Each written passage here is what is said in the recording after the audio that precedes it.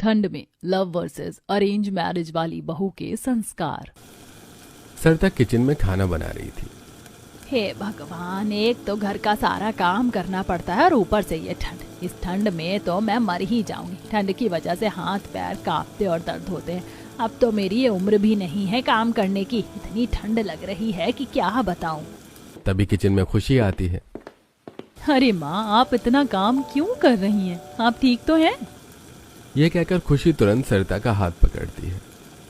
माँ, आपको तो बहुत तेज बुखार है। आप इस तरह किचन में काम क्यों कर रही हैं? चलिए आराम कीजिए। इतनी ठंड में इस तरह खड़ी रहेंगी तो बुखार तो होगा ही। मैं खड़ी थोड़े ना हूँ, खाना बना रही हूँ। और फिर खाना नहीं बनाऊंगी तो सब खाएंगे क्या? माँ, बाहर से ऑर्डर कर लेंगे खाना, लेकिन इस तरह ठंड में बुखार से लथपथ हो आप। मैं ऐसी हालत में आपको खाना थोड़ी बनाने दूंगी। आप कमरे में जाइए और आराम कीजिए। खुशी की बात सुनकर सरिता अपने कमरे में चली जाती है और सभी लोग बाहर से खाना ऑर्डर करके खाते हैं। फिर इसी तरह अगले दिन। ये भगवान, दिन में तो जैसे तैसे काम चल जाता है, लेकिन रात होते ही मेरे हाथ पैर तो काम करना ही बंद कर देते हैं। ऊपर से ये ठंड, पता नहीं घर कैसे चलेगा। कौन करेगा घर का सारा काम? मेरा सर। सरिता खुद से बातें कर रही थी कि तभी उसे चक्कर आने लगते हैं। तभी किचन में सौरभ आता है और सरिता को सहारा देते हुए सोफे पर बैठाता है। ये लीजिए माँ, पानी पीजिए। अरे बहू, थोड़ा अपना ध्यान रख।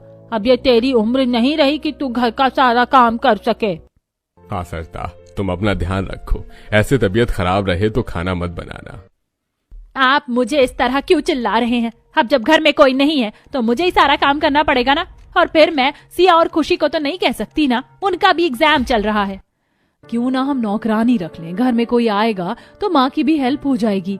कितना अच्छा ख्याल आया है। मुझे तेरी बात सुनकर लगा क्यों ना हम नौकरानी की जगह बहुरानी ले आए। वो हमारा फैमिली घर भी संभाल लेगी और फिर विवेक की तो उम्र भी हो गई है। यह तो बहुत ही अच्छा ख्याल है। एक काम करते हैं, कल ही पंडित जी को बुला लेंगे। वैसे भी ठंड चल रही है, शादी का समय है।